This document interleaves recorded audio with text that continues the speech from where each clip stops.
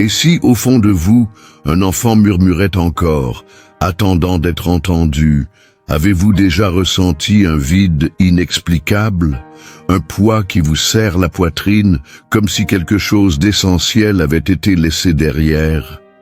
Elle est là, votre enfant intérieur, portant les échos d'une époque où l'amour était conditionnel, où vous avez appris à vous taire pour être vu. Peut-être garde-t-elle en elle la douleur d'un regard qui n'est pas venu, d'un mot qui a blessé, d'un silence qui a pesé. Vous vivez, mais elle ressent. Vous souriez, mais elle pleure. Pourquoi? Fuyez-vous quand quelqu'un s'approche? Pourquoi la culpabilité vous étreint-elle plus que vous-même? Cet enfant n'est pas un fardeau, elle est la clé de votre guérison. Carl Jung, le maître qui a dévoilé les profondeurs de la psyché humaine, dirait qu'elle est votre ombre, votre essence cachée, qui demande à être accueillie. Cette vidéo est une invitation à la rencontrer, sans précipitation, sans force, mais avec présence. Vous souvenez-vous de la première fois où vous avez pleuré et où quelqu'un vous a dit d'arrêter? Ou de la fois où vous vouliez être pris dans les bras et où personne n'est venu? Peut-être ne vous en souvenez-vous pas avec des mots, mais votre corps s'en souvient. Votre respiration, votre peur de demander, votre façon de vous cacher. C'est là que tout a commencé. Là où ressentir est devenu un risque.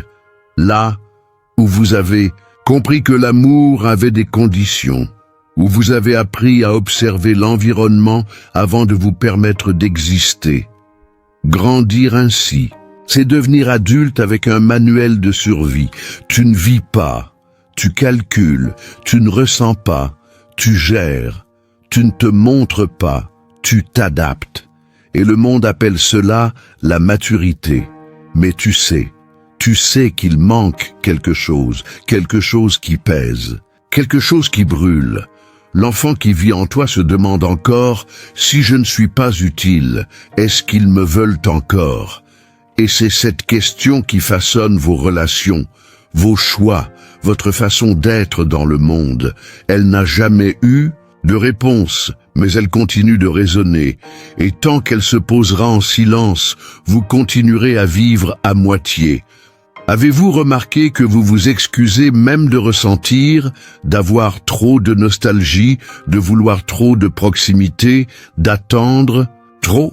Mais si ce n'était pas du manque, et si ce n'était qu'une ancienne absence qui demande à être réparée, tu as appris à t'adapter, car il était plus sûr de plaire que d'être abandonné.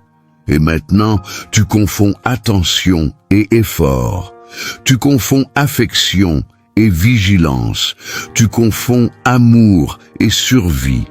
Tu dis que c'est ta façon d'être. Mais peut-être que ce n'est pas le cas.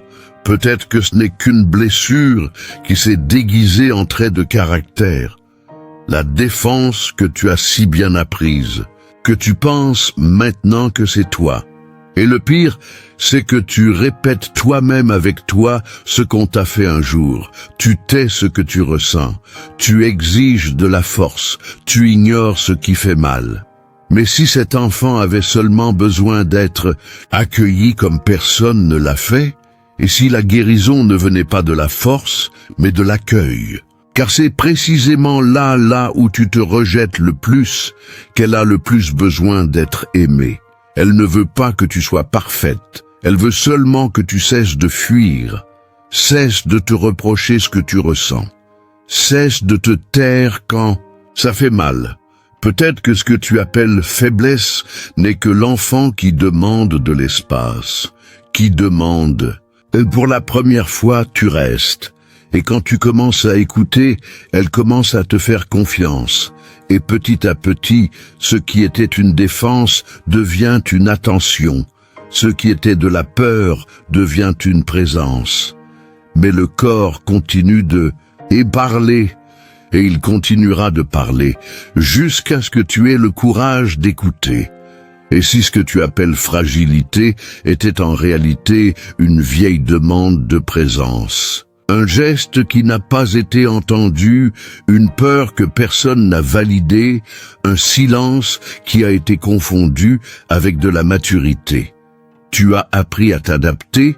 Oui, mais s'adapter n'est pas la même chose que se trouver.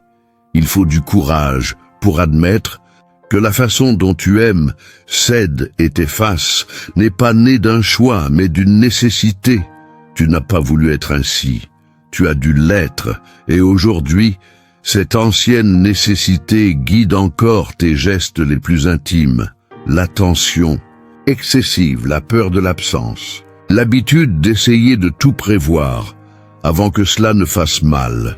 Ce que tu appelles ta façon d'être n'est peut-être que l'écho de l'enfant que tu étais, créant des stratégies pour ne plus jamais être abandonné. Et tant que tu continueras à ignorer cette origine, la blessure continuera à se déguiser en routine, de préférence, en personnalité. Mais aucune guérison ne naît de l'effort de paraître bien. Elle commence quand tu as le courage de t'écouter, comme personne ne t'a jamais écouté, de rester proche de ta douleur comme si elle n'était pas une erreur, mais une version oubliée de toi-même, demandant à être aimé sans avoir à le mériter. Parfois, vous ressentez une oppression et vous ne savez pas d'où elle vient. La gorge se serre, la poitrine se bloque, le monde pèse lourd. Ce n'est pas du drame, ce n'est pas de l'exagération, c'est un langage ancien. C'est la douleur qui n'a jamais eu de nom, qui demande de l'espace. L'enfant ne parle pas avec des mots, il parle avec des symptômes, avec de l'anxiété, de la peur, de l'auto-sabotage. Vous sentez que vous devez garder le contrôle, mais vous ne savez pas de quoi. Vous courez, mais vous ne savez pas où. Vous vous fatiguez, et pourtant vous ne vous arrêtez pas, et au fond tout ce que cette partie de vous veut, c'est être écouté sans être corrigé, être accueilli sans être jugé. Mais le monde exige de la improductivité, il vous demande de vous résoudre, il vous demande de sourire, et puis tu recommences à faire ce que tu as toujours fait, tu caches, tu serres les dents. Tu te tais, mais le corps n'oublie pas, et il continuera à parler jusqu'à ce que tu aies le courage d'écouter. Il parle dans les petits abandons, dans les jours où tu te réveilles fatigué, même après avoir dormi. Dans l'irritation qui surgit de nulle part, dans la précipitation qui cache une vieille peur de s'arrêter. Il parle de la tension dans vos épaules, des larmes qui montent et que vous ravalez, du nœud qui se forme chaque fois que quelque chose vous rappelle tout ce que vous n'avez pas réussi à dire, et ce qui n'a pas été dit s'échappe, sous forme d'anxiété, de confusion, de fuite. D'une nostalgie que vous ressentez même lorsque vous êtes entouré de tout. Car le corps, contrairement à l'esprit, ne sait pas mentir. Il veut seulement te montrer ce que ton âme a essayé d'oublier. Tu te trouves faible quand tu pleures, dans l'erreur quand tu en as besoin, excessive, et quand tu ressens. Mais n'est-ce pas justement là que réside ta force? L'enfant que tu étais a survécu seul, elle a créé des défenses, des murs, des masques, elle a tout fait pour s'intégrer dans un espace où il n'y avait pas de place pour elle, et maintenant tu continues d'essayer de t'intégrer. Dans des relations qui t'étouffent, dans des routines qui te vident, dans des exigences qui n'ont jamais été les tiennes. Mais il existe un point de rupture, un moment où la douleur de se cacher devient plus grande que la peur d'être vu. Peut-être es-tu à ce stade maintenant. C'est peut-être pour cela que tu es ici, parce qu'au fond, tu le sais déjà, ce n'est pas de la faiblesse, c'est juste la partie la plus ancienne de toi qui demande à rentrer à la maison. Elle ne veut plus se battre, elle veut juste se reposer. Respirer sans crainte, ressentir sans se justifier. Elle a passé tellement de temps à attendre un geste qui n'est jamais venu qu'elle a appris à ne plus rien attendre. Mais même ainsi, elle n'a jamais cessé de désirer être accueillie. Et maintenant, peut-être, elle a juste besoin que vous lui disiez « Je te vois, je reste ». Car rentrer à la maison, ce n'est pas revenir en arrière, c'est revenir à soi-même, sans précipitation, sans exigence, avec sincérité. Guérir l'enfant intérieur, ce n'est pas revivre tout, ce n'est pas s'accrocher à ce qui a fait mal, c'est avoir le courage de revenir, non pas au passé, mais à soi-même. C'est faire de la place à la vérité que vous avez cachée, aux larmes qui ne sont jamais sorties, à la colère qui s'est transformée en culpabilité, à la peur qui est devenue une routine.